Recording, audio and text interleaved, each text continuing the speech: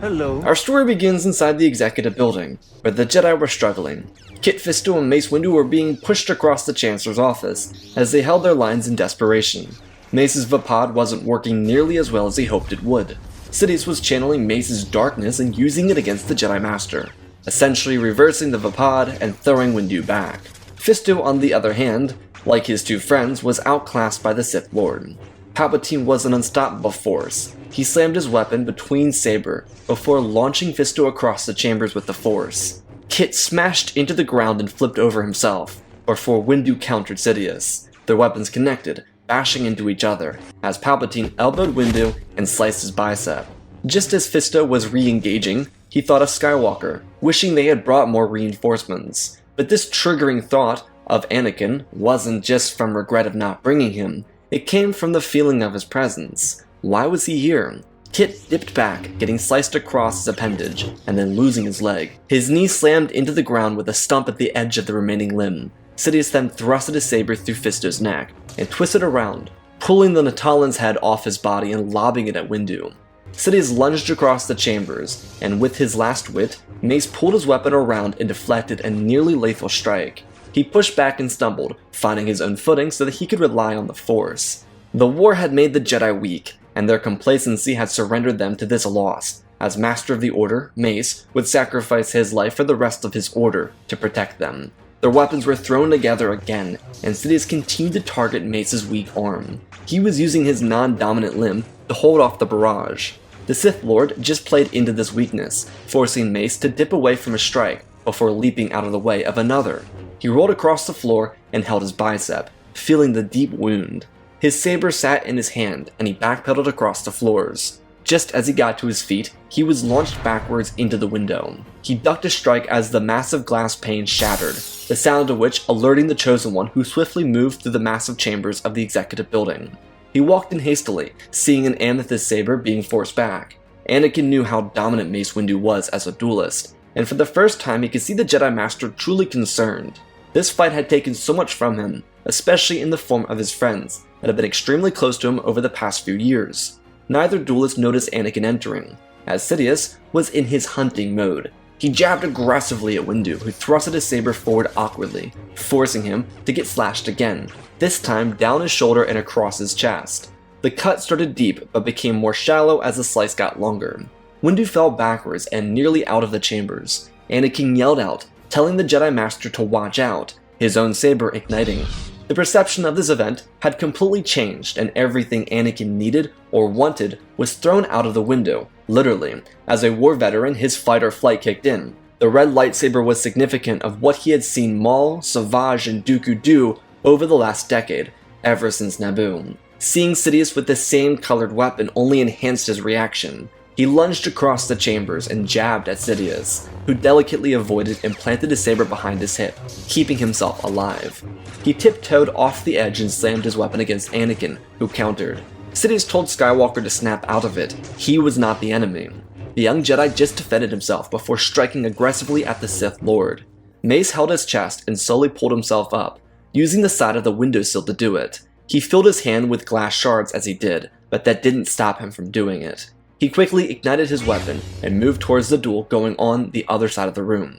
Skywalker had a light advantage by getting the jump on Sidious, and also not having been engaged throughout the duration of the duel. He was fresh. But the Sith Lord quickly took back his advantage, shoving Anakin over a desk and leaping on top of it. He stabbed at Skywalker, who rolled across the ground, using the Force to lob a chair at the Sith Lord.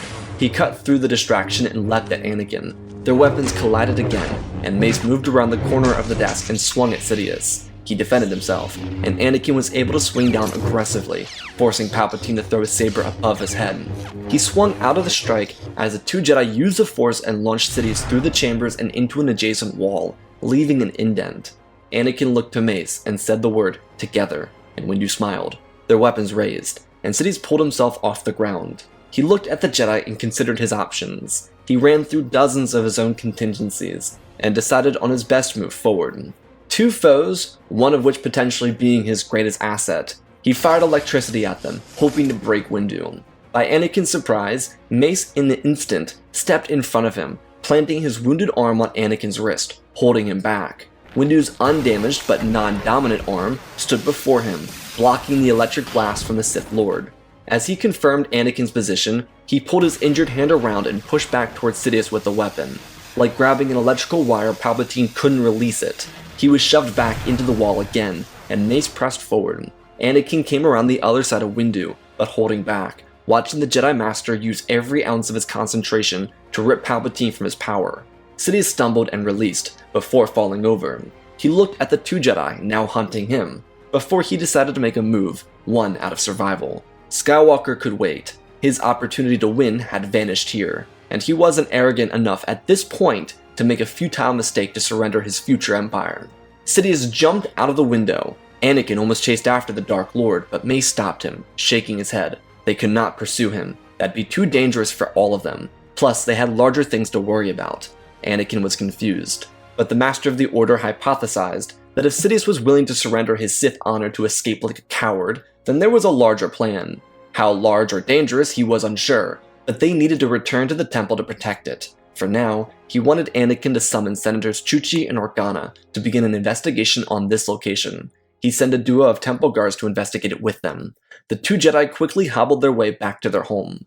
Sidious, on the other hand, was sending out executive orders as he walked slowly through an abandoned section of the executive building. It would be in these corridors where Commander Fox would meet up with him. Instead of sending a multitude of legions towards the temple, he needed the Coruscant Guard. Based on his calculations, the Jedi wouldn't be able to survive the purge. He assumed that they were going to attempt to undermine him with security footage, but that drive was completely corrupted before the duel even began, so that wouldn't work for them.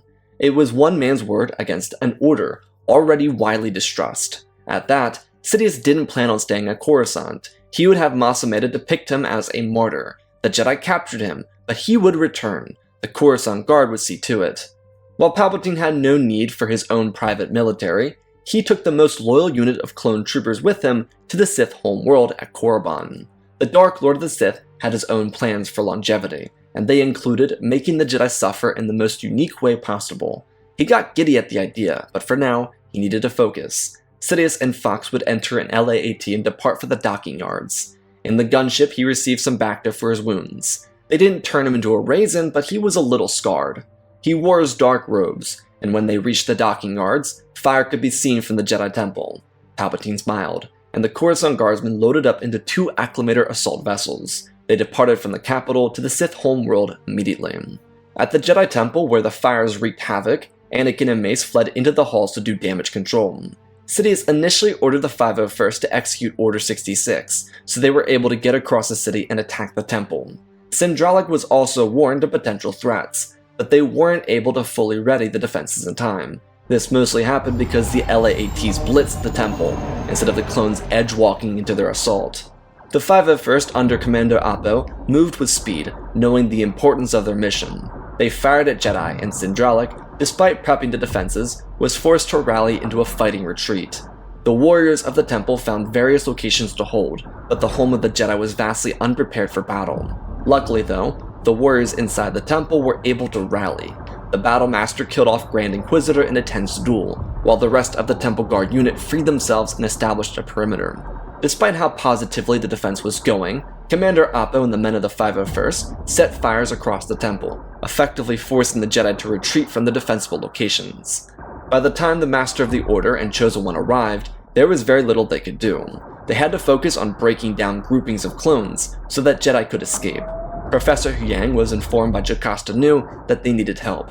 Sadly, the Crucible wouldn't have enough room for every Jedi inside the temple, but if he could safeguard the children of the future, then the adults could find their way to the younglings eventually. Once Skywalker and Windu were regrouped with the rest of the Jedi, they were dispatched to the air. Anakin and Mace were two of the best pilots in the Order, both on Coruscant, and they needed to defend the Crucible so it could escape. Sindralic, Shak Ti, and Coleman Kaj would protect the interior of the temple for as long as they could with the Temple Guard unit. Getting Jedi into the air allowed for the Old Republic Jedi vessel to land and get every single youngling into it. The ship was way beyond its weight capacity, because a large group of members inside the temple were younglings, but every child under the age of 13 was able to get into the Crucible and abandon Coruscant with their Jedi escort. It would be during this valiant escape that Mace and Anakin would spot 2 assault ships departing from the capital. It led them to radio each other and question who that could be. Without seeing the Coruscant Guard inside the city, they had to assume that Sidious was up to something else. Where they had gone, neither of them could tell.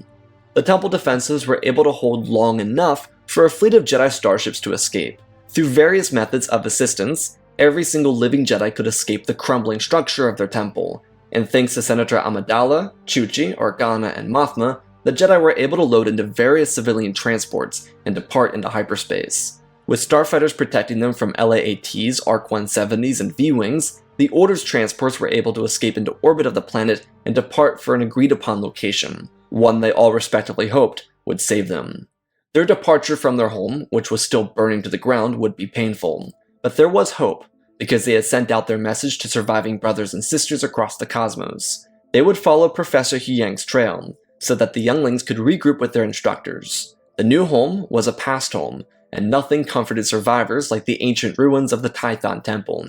It had been centuries, but the Jedi were back home, and they could collect their thoughts and try and make a change on what they had seen. Inside the capital, Padme and her allies gathered together to discuss these rapid changes. She knew Anakin was safe, so Senator Amidala believed that this was their moment as a delegation. With Palpatine apparently off-world and the clones doing egregious things to the Jedi, they needed to act. She brought the members of the delegation of 2,000 together, telling them that they would split off from the Republic at this juncture. It would allow them a chance to externally review everything that had happened here. Representative Jar Jar Binks was being dispatched to Mandalore to meet with Bo-Katan to see if Mandalore would join their cause again. With the clones betraying the Jedi and therefore the Republic, and of course the added questions surrounding Palpatine's disappearance, this was their chance to take a stand. If the Republic continued to flail into obsolescence, then they would create their own coalition to challenge this failure of a government. The Clone Wars had taken enough. Now it was their chance to change history. In the Outer Rim, Sidious's miniature fleet arrived. He knew that Masameda would represent him well inside the capital. He actually hoped that Padme or another senator would do something stupid. Challenging his rule with him in such a vulnerable position politically was self-immolation. The power players inside the Senate would be sympathetic to their missing leader, therefore making the opposition look like spiteful, uncaring rivals to a functional system. Do as I say, not as I do, essentially. Regardless of Sidious's ploys to remain in power on Coruscant, he had other plans on the Sith home world. The Coruscant Guard landed inside their acclimators, and marched out in formation following Commander Fox's orders. They lined up and awaited their Emperor's command. With the gathering presenting itself as the first true army seen on Korriban in centuries, Sidious felt the rush that must have inspired every generation of Sith before Bane. He walked out of the crowd, and with Fox and shock troopers following him, crossed the desert sands towards the Sith sanctuary. Palpatine smiled to himself as he inched closer. It was home, and he felt the call of the ancestors before him. They were calling out for freedom, and Sidious would give that gift to them. The clone commander escorting the Emperor was a little frightened, to be honest. He may have not had the Force, but something was awry. Sidious stopped before the gates and turned back to the commander and shock troopers escorting him, and told them to wait for his orders. The rest of the army may remain steadfast, as they already were. Sidious turned on his heel and vanished quietly into the abode of the Sith. He walked across broken terrain. The irony of Yoda being the last mortal being present here couldn't be understated. So close to destroying the Sith plan, yet too complacent to see the answer sitting before his very feet. Sidious looked at the pillars towering over him and grinned, before crossing beside a relic of the past. The tomb of a Sith Lord, one killed by his own apprentice, long before the establishment of the Rule of Two. Truly a shame, in Palpatine's mind. He stepped up and planted his hand on the tomb and spoke quietly to himself. Sidious's voice and words reflected one dictated for centuries before his own birth. He turned away from the tomb and walked to a platform. It was the same location where the apparition of Sidious appeared before Yoda. The future Emperor planted a Sith holocron into the floor of the platform and began his own ritual. Not far from him, Commander Fox started to feel slightly uneasy. Across the stars, on a much more lush system, the Jedi Order gathered together. A headcount had been established, but with new members showing up from various other systems, it fluctuated. There were about 5,900 survivors of the Purge, and truthfully, the hearts of the members were motivated. This meant that their efforts were not in vain. Many feared that the execution carried out by the clones would have seen far greater casualties. but more than half of their order survived a purge and the Clone War. That was an achievement, and with strength in numbers, they could forge the future together. Among the Jedi to arrive at Tython were counselors Obi-Wan Kenobi and Yoda. There were other survivors of the purge from the council, yet they hadn't found their way home. Due to the timing of the execution being thrown off by Anakin's arrival, it was possible for others to survive the purge. They all had the message sent from the temple. They were just searching for their way home. At the current moment, believing that his wife was safe from Palpatine, Anakin was promoted to the rank of Master. Windu appreciated him for showing up, even when he wasn't supposed to. But even more than that, he appreciated Anakin's honesty when it came to revealing who the Sith Lord was, regardless of how close he and Palpatine were before everything happened. Anakin was just happy that his initial motivations for leaving the council chambers weren't revealed. The Jedi now needed to strategize. The Senate was convening, and members of the council especially were tuning in. They couldn't properly counter Sidious without knowing what was coming. As per the delegation's desires, they upheld their stance, and when the Republic rejected to work against Palpatine, after Mas Amedda claimed he was kidnapped by the Jedi, they broke away from the Republic. The delegation may have not been considered a powerhouse coalition, but it would hurt the Republic deeply with their secession. It was a move that had senators from across the aisle hurting, because they couldn't stop them, and now, even with Grievous's death, the Republic looked incredibly weak politically. And as an added salt in the wound for the Jedi's case, Rio and Bail were unable to convince the public that Palpatine staged the attack. They were all in the Chancellor's pocket, and therefore, they would erode the Republic in on itself. At the Sith homeworld, Sidious spoke in tongues, his hand holding onto an altar with blue smoke billowing out from under his hands. He laughed loudly to himself, but as his curse was taking place, something else was unraveling. Sidious had learned part of a ritual from his master, and taught himself the other half. He wanted to bring a legion of Sith warriors back to life, from the dead. It was starting to work. Clones outside of the temple fell to their knees and cried out in agony as their very souls were stolen from their bodies. This led to a mass panic from the men of the Coruscant Guard. They were loyal men and hadn't done anything wrong. Their only curse was serving the Dark Lord of the Sith with pure loyalty. As more of their brothers collapsed around them, they started retreating to the acclimators they arrived on, like that would save them from the curse of the Sith. Sidious let out a howling pain as he too was infected with the horrid stench of the Sith curse he wished to poison others with. Palpatine, despite raising himself an undead army, transformed himself into a ghoul. He was unaware of the potential reality, because Plagueis the Wise never completed the ritual on a large crowd. He only used it on smaller lifeforms as an experiment. Sidious had accomplished this with a couple clones before, and therefore believed he would effectively use this plan on an army, if worse came to worse. As he shredded the souls of the clone army to raise a Sith force from the dead, he too collapsed. Hours later, Sidious would rise again. His body was sore and his eyes were heavy. He felt his face and realized that something had changed. Sidious looked at his pale blue skin, seeing that he had terrorized his own body. In an effort to raise the dead, he turned himself into a monstrosity. He rose to his knees and looked at the temple surrounding him. Instead of it being concealed in darkness, it was lit, and before him there were several dozen Sith warriors. These varied from acolytes to marauders to assassins and even apprentices. The souls needed to resurrect a Sith Lord were not necessary. Plus, Sidious had no interest in bringing a challenger to this galaxy. The individuals around him knelt and praised Lord Sidious for saving them, for resurrecting them, and giving them a second chance at conquering the galaxy.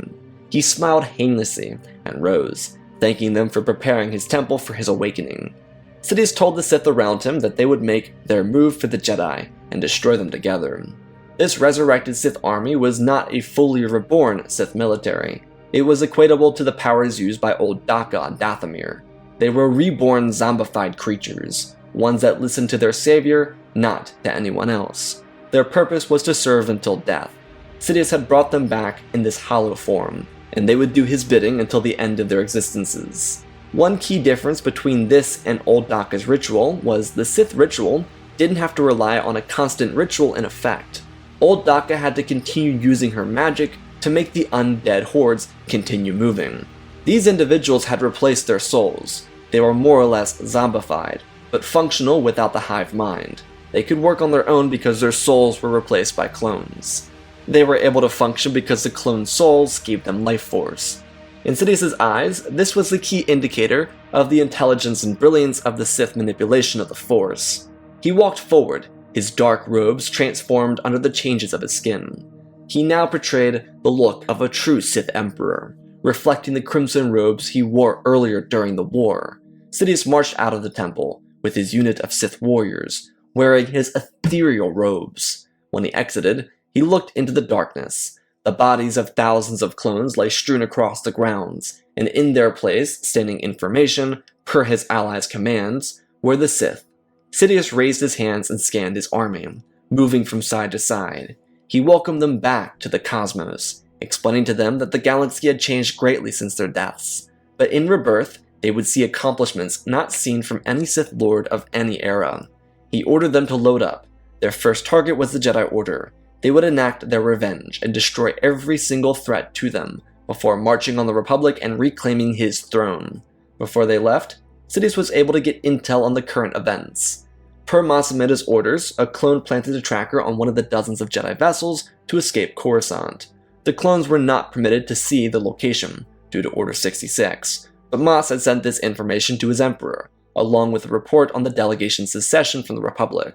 On Tython, Grandmaster Yoda was leading a session with his High Council. They had all sensed the rising darkness in the galaxy. Order 66 was eclipsed by the raising of Sidious's Sith army. A part of this was due to the relative ineffectiveness of Order 66. With Jedi Masters Plo Koon and Stras Ali returning from Cato Neimoidia and Seleucami, the Council was fully gathered. The missing spots for those who died on Coruscant or were MIA from other battlefronts couldn't be replaced at the current moment. Luminara Unduli was the only individual filling in, and she filled Mundi's seat for the time being in case he returned. Their group meditation was challenging, because what they sensed was so weird, as could best be described. It didn't simply just happen, it was forced. They felt an imminent danger and therefore designated young Skywalker with a pilgrimage. He would, as the Chosen One, guide the collective order away from their temple here. Professor Huyang would also accompany him on this directive. Anakin was unsure of his abilities, but they believed he'd be ready for this. They were asking Anakin, someone not familiarized with Tython, to bring their order across the planet to avoid whatever was coming for them. Sidious was on his way, but the survivors had time to escape. Palpatine had considered the idea of going to Coruscant, but the whole secession movement from the delegation created an even tighter loyalty to his cause. They sat under him as the true leader of the Republic, so for Sidious, he didn't need to worry about securing the capital. Mace Windu had done his job, which meant all Sidious needed to do was focus on where the only true threat in the galaxy was to his power. When the Sith army arrived at Tython, they spread across the temple grounds to find no sight of the Jedi. Sidious's warriors cut through the walls and doors to try and find any Jedi, but there was no sight of them. They were unaware, but scouts were perched up on the mountaintops over the temple, watching the Sith. These scouts reported back to the massive group of Jedi, dozens of miles away. Sidious could sense them, but he couldn't find them. However, there were tracks leading away from the temple. Those same tracks eventually disappeared as the Jedi moved through a hollowed-out mountain, but it gave the Sith a sense of direction. The hunt was set to begin. The Secession Republic, led by the delegation of 2,000, was now abandoning Coruscant. Padme had already given birth by this point, and she was being transported inside of Tantive 4. She was pleasantly surprised by the twins, but she had a duty to uphold. As a testament to her determination and character, she forced herself through a call with various leaders of the Confederacy. She was able to bridge a gap between former friends of the CIS and members of the delegation. Her efforts were essential for setting up the peace treaty to be signed.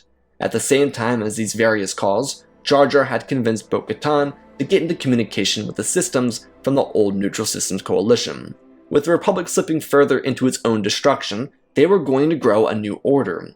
The best part for the delegation members was the readiness of the CIS to commit to an actual peace treaty. Many of the issues the Confederacy had with the Republic resonated with those loyal to Palpatine. His regime had destroyed what was left of the system following Valorum's tenure.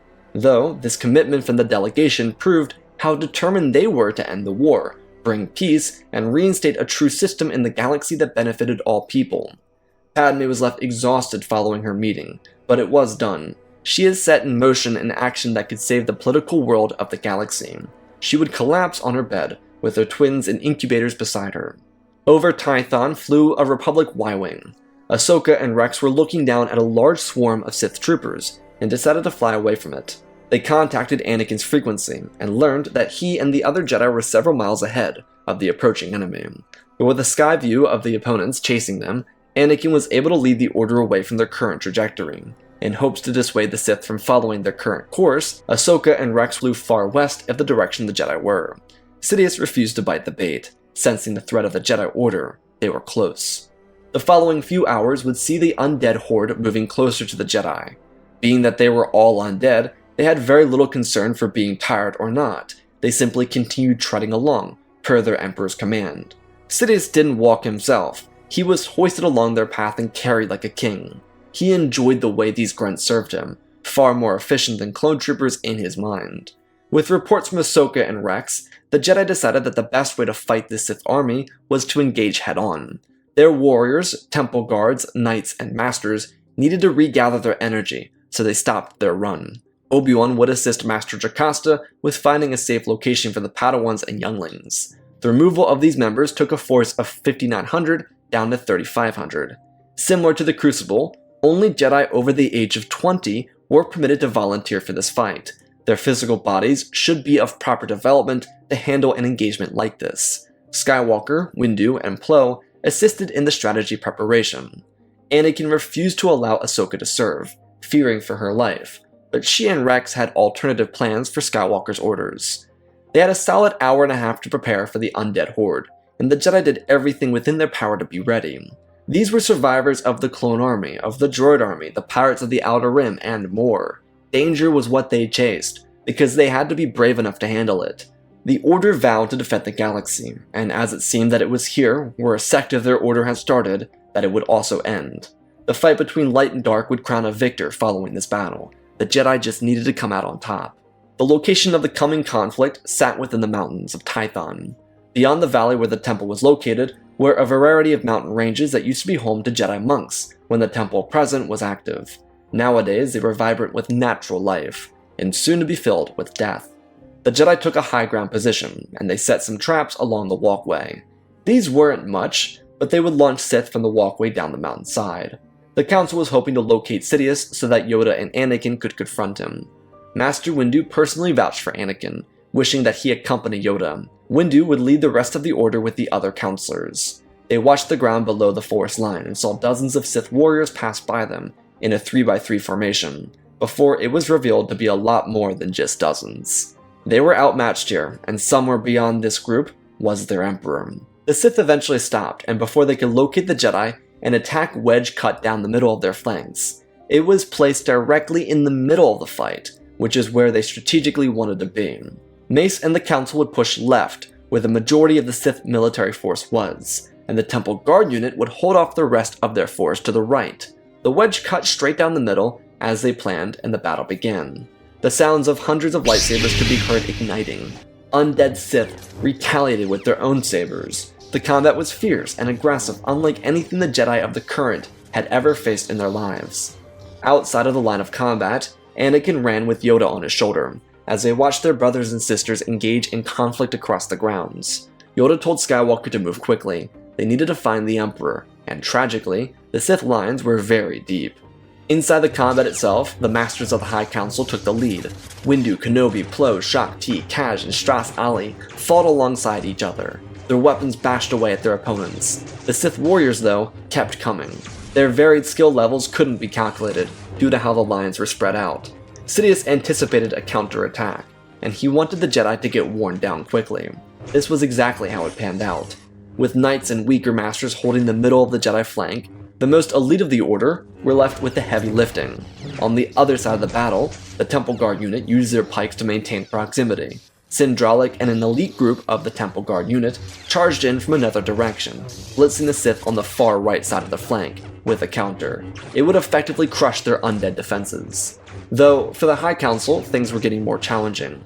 With the counselors holding a very thin walkway, undead Sith were climbing around them. Some of these warriors slid down the mountain before ascending into the middle of the Jedi lines, while others climbed up before jumping down. So in the middle where the Jedi morale was meant to be at its highest with their weakest members, to encourage the rest of the fighters, they were getting clobbered. These Jedi warriors traded out with temple guards that were starting to get freed up on the right side of the flank thanks to Syndralic.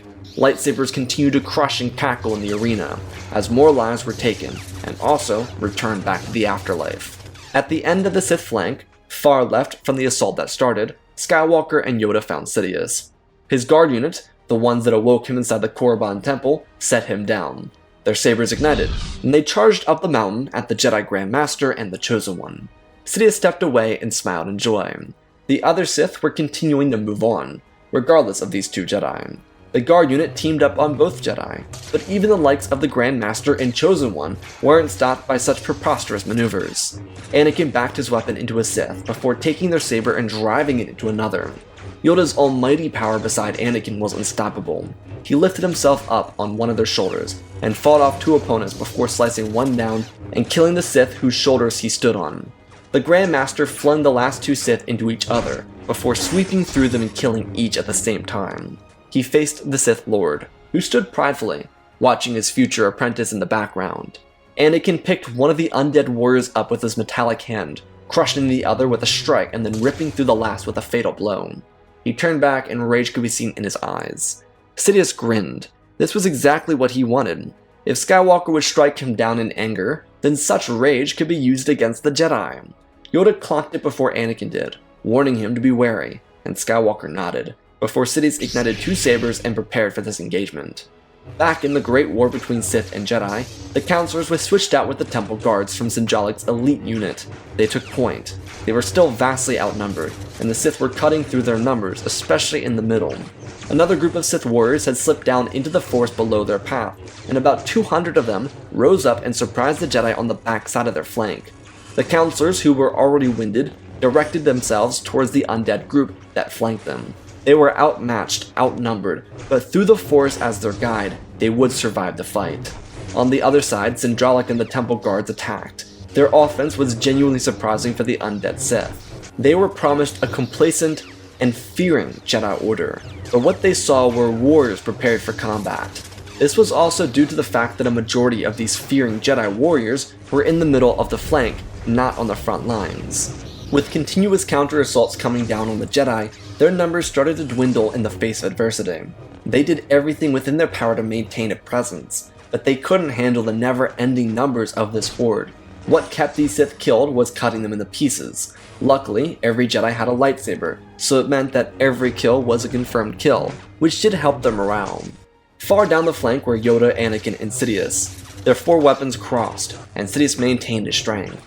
Skywalker and Windu had time to reveal Sidious's powers during their great march away from the temple, so both Jedi were able to adequately prepare. Yoda leapt over Sidious, avoiding a strike, and Anakin powered his way into Palpatine's defenses, but the speed and ferocity of the Sith Lord was remarkable. They couldn't stop him, and he thrived off their realizations. The Grand Master edged his way in before slipping back, catching Sidious falling for what he believed to be an easy kill. This was Anakin's moment to strike, and he clipped Palpatine's hand, cutting off his pinky. An experienced master would have removed the arm, but they would come to find the pinky lost as a much more efficient strike. Without the ability to grip his saber as powerfully as he was used to, Sidious had more to worry about in his 2 versus 1. As the fight for the light and dark continued to play out over the next half hour, the dents in the armor were starting to show. The Jedi warriors were outmatched, and with some of their morale cracking, they started to flee down the walkway. This left Counselors and the Temple Guard unit pulling off a fighting retreat.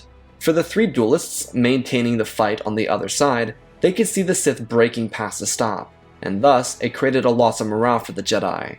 But Yoda and Anakin both came to the conclusion that in sacrificing their lives to destroy Sidious, they could save the galaxy, a cause both of them got behind. They moved in. Sidious bashed at them both, almost losing his saber as it nearly slipped from his hands. Anakin pulled back and slammed down aggressively, before reaching out with his other hand, giving Yoda a chance to ascend his arm and leap into the air.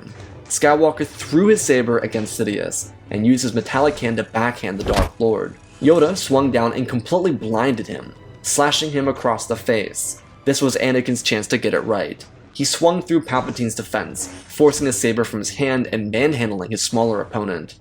Yoda stepped back and watched the ferocity, and Sidious relished in it.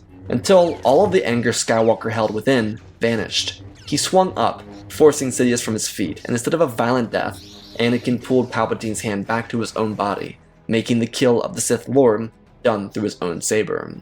Back in the main fight, the Jedi rushed away from their attackers. The Horde felt like it never ended, and with the Jedi dropping numbers to an apparently more experienced fighting force, they had to retreat.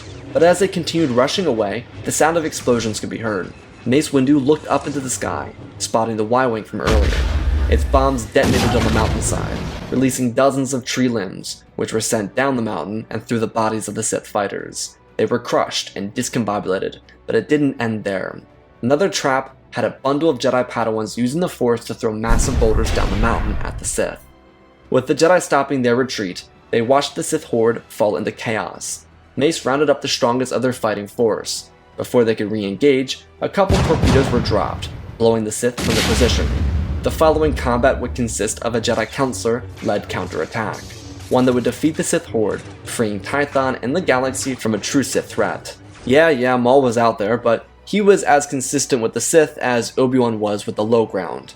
He was attempting his own path, and therefore not a concern for the Jedi Order, who despite their losses, celebrated their victory. A funeral service would be held for those they lost, their bodies being sent down the river outside the temple. Anakin would be championed as the true Chosen One, and rightfully a Master of the High Council. Though the woes of the galaxy were not yet finished, and would not be for some time. A Palpatine-loyal Senate would pose a constant threat to the galaxy, but without their Chancellor and his death never being confirmed, there was nothing they could do but go around in circles, trying to do what they thought Palpatine would have wanted. Outside of that, though, the delegation brought together the CIS, neutral systems, and anyone else willing to join. It was agreed that the Confederate planets and systems would pay reparations for the war, but they were more concerned with showing unity than displaying power. They all had to live in this galaxy, and the war was over. The worst part is, the Republic had a lot of power in this relationship. Militaristically, they were unstoppable, and no one from the CIS government knew about the reserve forces. The CIS Council did, but they were handed over for war crimes against the galaxy. Therefore, the Separatist Reserve military was left unknown for years. The one saving grace for this new coalition was the supply and economic power they posed. With Powerhouse Core System, Hosnian Prime, backing them, they were able to slowly get new systems from the core to join. It'd be a long and boring process, but it would eventually see the Republic collapse, and the new system find its home on Hosnian. The Jedi would be welcomed back by the Coalition, establishing itself at Hosnian Prime, and they would be grateful. The Chosen One, along with the Council, though, decided that Tython should remain their home. They would make a point to establish themselves as neutral from the politics at play. Though with individuals like Padme and Bail, the Jedi would be encouraged to have a voice within the system, as they believed the Order was truly incorruptible. Anakin and Padme would find each other, and they would be able to enjoy having their twins, without concern of the Sith. The clone army remained a threat for a couple of months, but the executive orders were forced out of the Kaminoans, and it essentially led to the collapse of the Republic. Remaining systems saw that they had been played by Masameda, Dooku, and Palpatine, and turned against the system they stuck up for. The new coalition would have huge shoes to fill, but having found peace without total violence, their path was set to be bright. It would take them years, but they became the system that assisted in the reconstruction of the galaxy, an era that eventually led to great accomplishment, politically, scientifically, and socially. The Jedi themselves remained unaware of Anakin's secret life, but the Council gifted him with the role of spiritual leader. In the absence of the Sith, especially once Maul was killed, they believed he was deserving of a role that should be passed down from generation to generation. His legacy would continue through this Jedi role. For generations, spiritual leaders would inspire the galaxy, and such inspiration would help the Jedi Order maintain their good faith and positive impact on the cosmos around them. And that, my friends, is our story. Again, special thanks to the patrons: Benjamin Wells, Ozpin, Angel Dust, Alexandra Reese, The Beginning and End, Jack Silver, Prismatic Warlock Master, Lyndall Asher, Smoobs, There Are Cars, Darth Vitiate, Seju Jagger, Groot 36, Hunter Belden, Rosebird, General Alexander, Robin Roberts, Blackie Chan, Django Fat Clone, Nick 5098, Ben Ingram, The Big Red Pyramark, Diamond Constant, Darth Nemesis, Lord Tibbs, CC2024, Galvin Gaming, Tristan, Mandalore, Sir William 1767, Darth Revan, Brandon D. Bane, Laliant, Sky Guy, Penguin, Cullen Rooney, Shark Midori, RJ38, Nick, Michael Erlanger, The Last Jedi, Apollo Weewu 670, Annika Stink Runner, CT7567, Toaster Oven, Oz of Oz, Darth Nox, The Eternal Padawan, Joshua Tem, Johnny DeGuin, Sansa Skeleton, Jedi Sloth, Mr. Yeet Gamer, Lord Calic, Youngling Slayer 66, Man Studios, Anakin 003, Lord Draken, Ford's Legacy Star Wars, Erebus, Rex the Wolf, The Man of Three First Names, Darkseid 46, Baron Joshua, and Lord Deadwing. Or supporting the channel, smash that like button. Let's talk about this story. Whoa, Sith, Undead Army. So one quick thing here, I just want to make sure I delineate real quick. This is not in any relation to Sith Clone Wars. For those of you that follow that, this is not in any relation. I just was like, oh, this would be a cool idea if they were just, that's why they're dead. That's why they're undead. They're zombies for a reason. They're not like fully alive. They're undead because it's not a connection to Sith Clone Wars whatsoever. Just want to make that clear before I talk about the story. Away from that though, going in the direction with the undead Sith army was something that I was super excited when I was like, that's it. That's the story. And I couldn't stop when I started writing. And the idea of Palpatine kind of bringing the Coruscant Guard and exchanging their souls for an undead Sith army makes sense. You know, you have these warriors, and it really does work until they get trapped. They get hit by those nasty traps by the younglings, and they can't do anything about it because, you know, they get trapped. They're an undead horde. They're not really they're not there. It was fun kind of putting up ancient Sith versus a Jedi Order that had just been through all of the Clone Wars. And then having Anakin have this really nice bonding moment with Mace Windu, and then working with Yoda to kill Sidious. Honestly, it's in contention for a wholesome PP story. I'm not gonna lie. It's up there for potential wholesome PP worthiness, you know what I'm saying? But, yeah, I don't really have much else to say. I hope you all enjoyed, though. I love you all, spread the love, and always remember, my friends, may the Force be with you.